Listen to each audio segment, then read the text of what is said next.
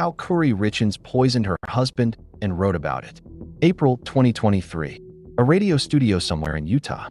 A woman with blonde hair and a gentle smile sits across from the host, her hands folded neatly in her lap. She's a mother of 3. She's an author. And exactly 1 year ago, to the month, her husband died suddenly in their home. The book is called Are You With Me? It's about grief, about helping children understand loss, about the love that stays even after someone is gone. She signs copies after the interview. She smiles for photographs. She tells the host it was the hardest thing she's ever written. What no one in that studio knew, what no one listening at home could possibly imagine, was that this woman had allegedly poisoned her husband with 5 times the lethal dose of fentanyl. She put it in his drink. She went to bed, and she let him die, alone, in the next room. Then she wrote a book about it. Have you ever wondered what kind of person can do something like that? Can sit in front of cameras, sign books for grieving parents, and never once break character? Can smile while promoting a story about the man she allegedly murdered? My name is No Closure, and this is the story of Kouri Richins, a woman who didn't just kill her husband. She turned his death into a brand. Before we get to the poison, the prenup, the affair, and the book deal, you need to know who Eric Richins was. Because that's always the part that gets buried, isn't it? The victim becomes a footnote, a name in a headline, a plot point in someone else's story. But Eric Richins was 39 years old, a Utah man through and through. He ran a successful masonry business. He worked his family's cattle ranch. He hunted. He loved the outdoors. And more than anything, more than the business or land or any of it, he loved his 3 sons. They were 9, 7, and 5 years old when he died. Eric had been married once before Kouri, so when they got together in the early 2010s, he was cautious. He'd been through a divorce. He knew what could happen. When they married in 2013, Eric insisted on a prenuptial agreement. That agreement had one clause that would come to define everything that happened next. If Kouri left Eric later on, she would leave his money, too. She'd get nothing. But if Eric died while they were still married, she'd inherit his entire estate. Eric thought that clause protected him. He thought it meant that if someone stayed with him, it was because they actually loved him. He was wrong, and that clause didn't protect him at all. It gave his wife a reason to kill him. Would you have made the same assumption? That a prenup designed to protect you in divorce couldn't become the very reason someone decides you're worth more dead than alive? Here's the first thing that's disturbing. This wasn't a crime of passion. This wasn't a fight that went too far. This wasn't a moment of rage or jealousy or fear. This was years in the making. Between 2015 and 2017, just 2 to 3 years into their marriage, Kouri Richins quietly took out 4 separate life insurance policies on her husband's life. Nearly $2 million. Eric knew nothing about them. Imagine being 2 years into a marriage, with young children, building a life together, and your spouse is secretly insuring your life for $2 million. That's not caution or financial planning. That's premeditation. But Kouri wasn't just buying insurance. She was also stealing.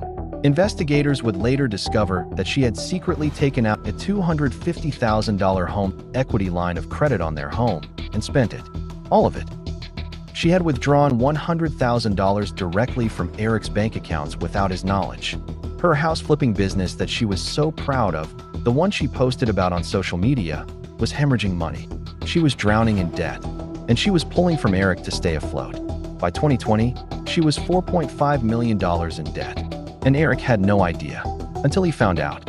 Eric discovers the insurance policies, the stolen money, and the home equity line. He discovers that the woman he married, the mother of his children, has been systematically draining him for years. And he does what any rational person would do. He meets with a divorce attorney and an estate planner in the same month. October 2020. He knew something was wrong, but he didn't leave. Most people don't know this part. March 2022 wasn't the first time Kouri allegedly tried to kill her husband.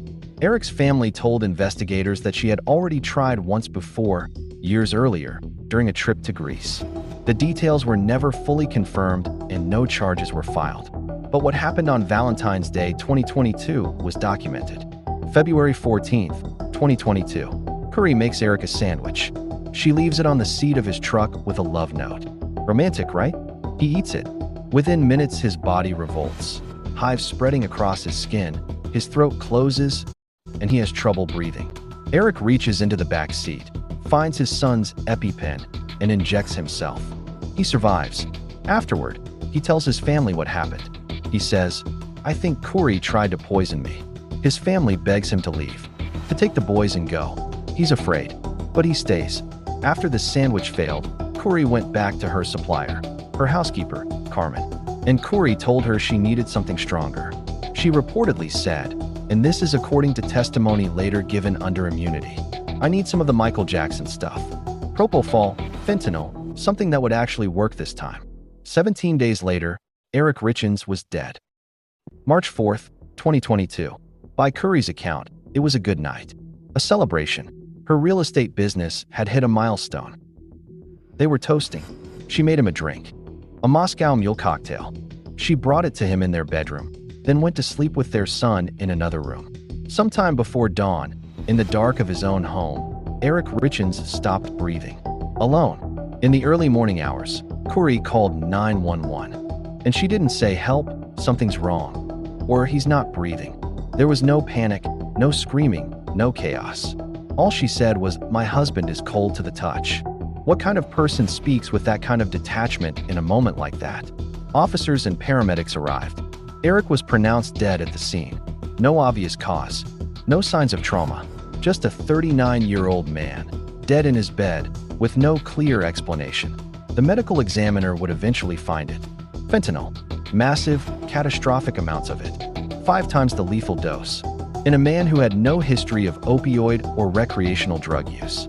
But in those first hours, nobody suspected murder. They saw a grieving wife and her 3 young boys who had just lost their father. They wrote a report, and they left. Kouri Richins had just committed what she believed was the crime. Let's talk about the day after Eric Richins died. Because most people, after losing a spouse, after waking up to find the person they married cold and dead in the next room, spend that day in shock. Sitting with family, making phone calls they can't finish, or staring at walls. They can barely function. Kouri Richins closed on the purchase of a $2 million mansion the day after. March 5th, 2022. Less than 24 hours after her husband's body was taken out of their home, she signed paperwork, transferred funds, and finalized the deal. She had been under $4.5 million of debt. Her business was failing and her accounts were empty. Eric's life insurance policies were supposed to fix all of that. But here's what Kouri didn't know. Shortly before he died, just weeks before in some cases, Eric had quietly removed Kouri from his will and made his sister, Amy, the beneficiary. He had also been tipped off when Kouri, on January 1st, 2022, attempted to change the beneficiary on his largest life insurance policy to herself. The insurance company notified him. He changed it back to his business partner, Kouri Wright. Eric Richins had been trying to protect himself. He knew something was wrong, and he had been taking quiet and careful steps to cut her off. Kouri had no idea. She thought she'd covered her tracks. She thought the plan was airtight. But the plan she had spent years building was already unraveling before Eric was even buried. 1 year after Eric's death, almost to the day, Kouri Richins published a children's book. It was called / Are You With Me? / The cover showed a father figure as an angel, watching over his child from above. The book was about grief and loss, about helping children understand that even when someone dies, their love doesn't go away. It was beautifully illustrated. It was heartfelt. It was marketed as a resource for families dealing with loss. And Kouri Richins went on a book tour. She sat in radio studios. She appeared on local television. She did interviews with parenting blogs. She talked about how hard it was to write. She talked about her boys, how they missed their father, how they asked questions she didn't know how to answer. She described the writing process as one of the most painful and cathartic experiences of her life. Audiences were moved. Parents bought the book for their own children. Teachers recommended it. Grief counselors praised it. And somewhere in Utah, investigators were still going over the toxicology. Results from a man who had died with 5 times the lethal dose of fentanyl in his bloodstream and no history of drug use. The contrast is almost impossible to process. She was signing copies of a grief book, a book she had written about the man she allegedly poisoned, while prosecutors were building a murder case with her name on it. 2 months after the book launch, the handcuffs came out. May 8, 2023. Kouri Richins was arrested at her home. She was charged with 1 count of aggravated murder for the death of Eric Richins, 1 count of attempted aggravated murder for allegedly trying to poison him with a fentanyl-laced sandwich on Valentine's Day 2022, 2 counts of insurance fraud, 1 count of forgery. She was taken into custody, booked and photographed, and then she started talking, not to the police, but to the media. She sent voice recordings to national news outlets proclaiming her innocent, calm, composed, articulate. She had an explanation for everything. The insurance policies? A misunderstanding. She was just trying to protect her family. The debt?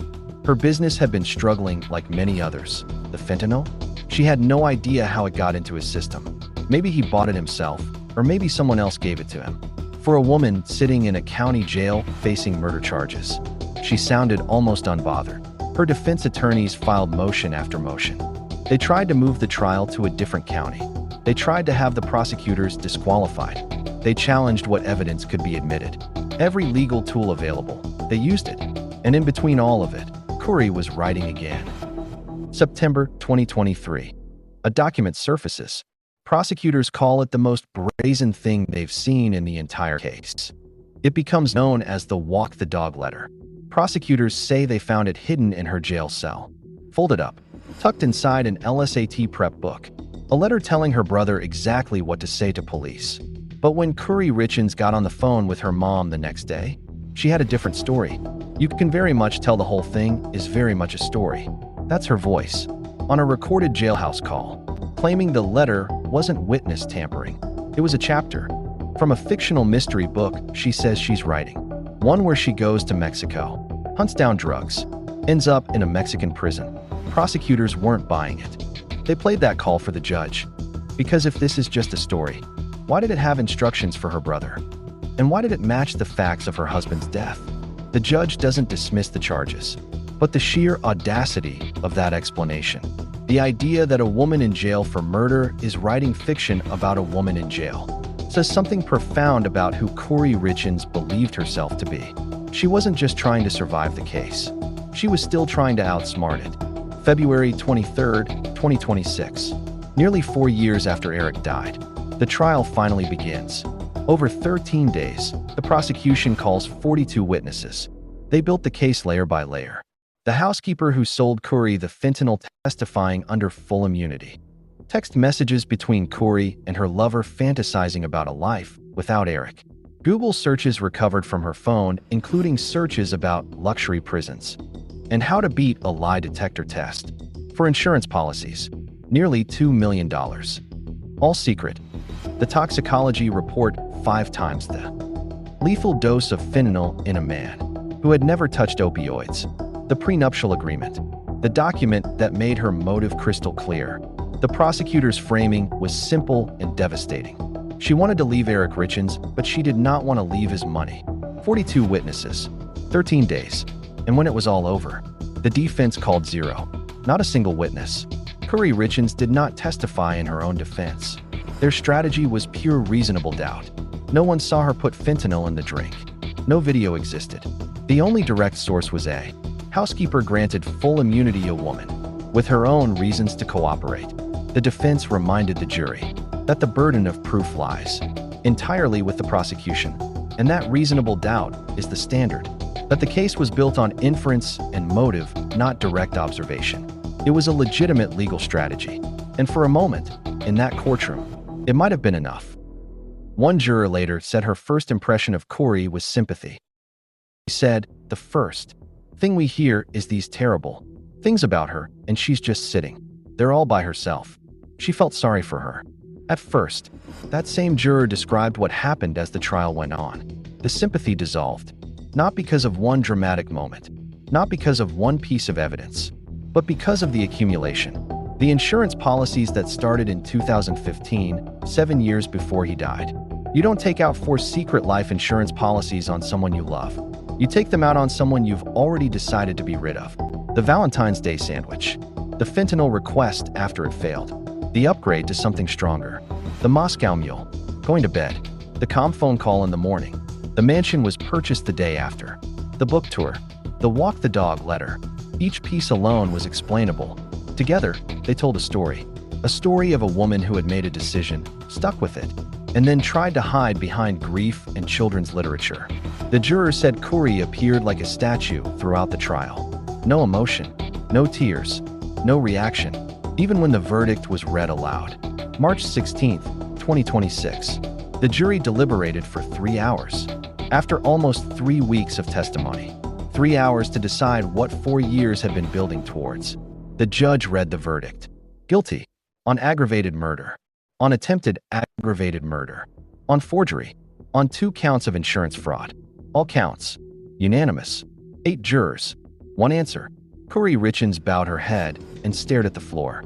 She took several deep breaths while Eric's related hugged and cried. But no tears. No collapse. Across the aisle, Amy Richins wept. It's been a long time coming. Just very happy that we got justice for my brother. And Eric's boys. They were 9, 7, and 5 when their dad died on that bedroom floor in March 2022. Now they're teenagers and preteens. They've grown up with cameras, with headlines, living in the shadow of this case for years. And on March 16, 2026, they finally got an answer. It wasn't a good one, but it was an answer. Here's where it gets darker. After the verdict, investigators and reporters started pulling at one more thread. Kouri's mother, Lisa Darden, a search warrant, unsealed during the proceedings, revealed something that stopped people cold. Lisa Darden had a romantic partner years ago, a man she had been involved with. He died of a suspicious overdose in 2006. No charges were ever filed. No one was ever arrested. No investigation was ever completed. Prosecutors referenced it as relevant background. Defense attorneys in an unusual move actually requested that the court appoint separate counsel for Lisa Darden, suggesting she might need her own legal protection. Think about what that means. Did Kouri learn this somewhere? Was there a pattern here that stretches back further than anyone wants to admit? Did she watch her mother do this and decide to do it herself? There are no answers, only questions. And one family, Eric's family, left wondering how deep this actually goes. Kouri Richins faces 25 years of life in prison, with the possibility of life without. For the aggravated murder charge alone. Her sentencing is scheduled for May 13, 2026. That date, and this isn't a coincidence, is Eric Richins' birthday. He would have turned 44. His wife will stand before a judge on the day he was born and find out how many of her remaining years belong to the state of Utah. Prosecutors have made it clear they want sentencing to move forward. For 3 years, Eric's family has waited while the defense fought trial delays and bail hearings. Now, the verdict is in, and she still faces 26 additional felony charges in a separate financial fraud case, mortgage fraud, forgery, theft, charges that prosecutors may still pursue. The legal nightmare that started when Eric died cold in that bedroom is not over. Not even close. I want to leave you with something. When Kouri Richins sat in that radio studio in April 2023, promoting her children's grief book, the interviewer asked her what she hoped readers would take away. She said she wanted children to understand that love doesn't end when someone dies, that the person who's gone is still with you, that you can still feel them, still talk to them, still ask them questions. Are you with me? That's what the book asked. And now, the cruelest irony of this entire case is that those 3 boys are growing up asking that exact question. Are you with me, Dad? And he can't answer. Not because death is mysterious, not because grief is complicated, but because on a quiet night in March 2022, someone handed him a drink, and hours later, he was gone. This is no closure, because even with a verdict, a